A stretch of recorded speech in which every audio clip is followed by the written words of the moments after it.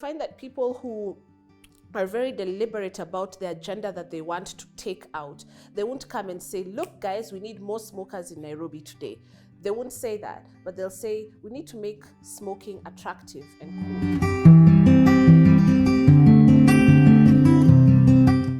Welcome to the Just Angie platform, and today is Mwangi Monday. We are discussing issues, governance, and the things that help us to be better people as a nation in different capacities. So today we're here as the Ecclesia, Media, Arts and Entertainment sector.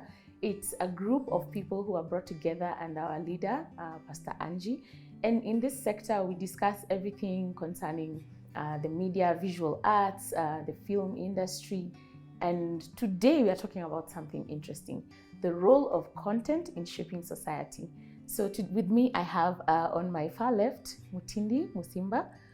She's a provocative thinker, a mom, a wife. She loves everything to do with audio. She's the girl, she's the plug. She does a lot of things in the communications industry. I'm sure she will give us some sneak peeks. And then right next to me is Ishmael Azeli. He's a cinematographer, always cracking me up with jokes. So this should be a very invigorating session. So we're talking about the role of content in shaping society. And content here, we're not taking it to the next level where you think watching TV or going on YouTube. We're talking about you posting a tweet and you've become a content creator.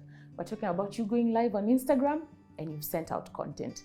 And it removes the very far perspective and brings it home. And so I would like to know from you, Tindi, content and communications and the media and thinking about what I'm doing as a content creator, right? So the media is any platform that we use to disseminate information. And then content is anything we put out there to the people. And so it's easy for someone to think that there is no subtle agenda, but we all know that the media is an agenda-setting body. So you've sat in rooms where decisions have been made that people were not really privy to, but we knew what the agenda is. How do you feel like media as an agenda-setting body has affected how content shapes society? Okay, so we start with the fundamental principle of communication. Mm-hmm. The whole idea of communication is how you get one person's understanding or one party's understanding from here to another person or another place. Yes? So then media comes in to that place as a facilitator of conversations, of communication.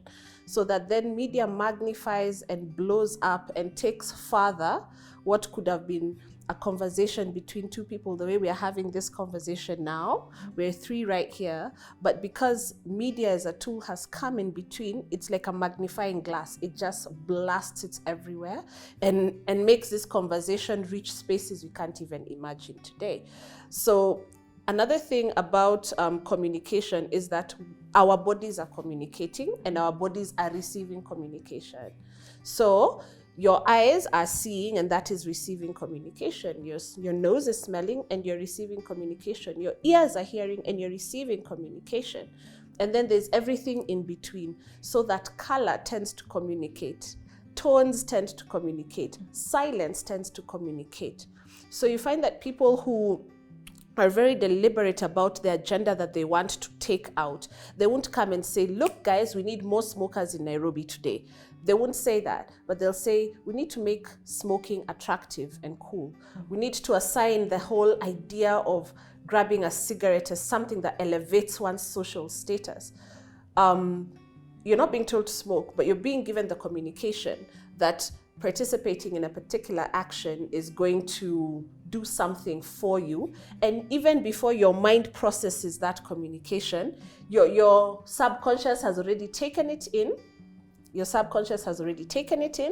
And you're primed to take some actions towards getting to that cool space. So you might start to saying, let me just be seen with a cigarette. Before long, you're smoking it. Before long, agenda setters have gotten their goal. Voila, there are more people who are smoking because it makes them look cool. That's a very interesting take, especially to know that effective communication happens when the perceived meaning and the intended meaning are the same. Now we come into the film industry. And the film industry has experienced a shift of sorts where we're talking about access and what access has become with the disruption that was COVID, the disruption that was the digital migration. Ishmael, I'm sure in the past there were some things that looked so far-fetched, like how you pitch a project. And right now things have changed where you can even choose what you want to pitch or what you want to shoot and then go pitch it to the client. Like, how has that journey been, especially for someone like you who's not only been behind the camera as a cameraman, but you also have directed some cinemas? So it's you know, it's the traditional way of doing it was usually you go, you know, you have to put it on papers, say I'll do this, and this is how the end product is gonna look like. But now the whole thing has now changed, and you can even shoot without even telling the client, and then you now pitch it to them. They don't like it, you put it out there, and it kind of creates a whole conversation, and then the client comes back and tells you, I think we love this, and now we can be able to partner with you and bring in our ideas, and you can do a bit more. So I think with this whole COVID situation and all this, you know, whatever is going on around the world, the approach has with time changed, and now I think that gives creatives more time and more creative chances, more creative approaches to overthink. And I know you can always shoot what you want and shoot whatever you have, or you can use whatever you have, wherever you are, to create content and still manage to deliver without even having to get approval from the paperwork and everything, and still make a living out of what you've shot. And I think it gives creatives rooms to also, you know, and rooms to think even a bit more, because you don't have to wait for someone to tell you, or you don't have to wait for a client to come knocking on your door to say, can you please do this? Or we don't have budget? Because initially it was like, I think you're too expensive, we don't have budget for you. And now people are like, no, I can shoot this and pitch it to you, and I'm gonna sell it to the price that I could have used to actually shoot it in the first place. So there's that room for improvement, and there's a broader market now, and you can reach anywhere in the world just from your home, your sitting room, or your small room, shoot whatever you have there and reach it. It's just given us a bit broader dynamics in reaching people across the countries, and considering now you have a bit more of, like, you know, social media channels, where you can literally pitch from there. You don't have even to approach the client. You just have to tag them or mention them, and all of a sudden you become famous, and you make a bit more money. So I think it's an opportunity, and it's the way now the world is heading there. So it's not about show me what you've done, it's show me what you can do. You know, so I think that's the change, and I think it's a good feature. And from my point of view, is creators are being given opportunity by even social media platforms than the office themselves. That's true. You know, so it's a good vibe. When you bring that in, how do you feel like you as a content creator trying to put out content to shape society against the backdrop of your own values, knowing there's still ethics that we still have to keep in line? If you are speaking to a younger Ishmael who's like, yes, I want to create content, I mean, I'm a filmmaker, I can do a low budget production from my house, how would you speak to that young person, knowing that the content they're putting out is about to shape society, even in the most subtle of the subconscious ways? I think content is not something that you need to be, it doesn't need to be explicit for it to be content, you know. It doesn't need to be explicit. It can be very subtle, and, you know, and it can be educative, and it can still be created, can be still awarded as a content, you know. And like how young people are now have this approach of, like, you know, it has to be explicit for it to be content, and for it to be, you know, retweeted or something.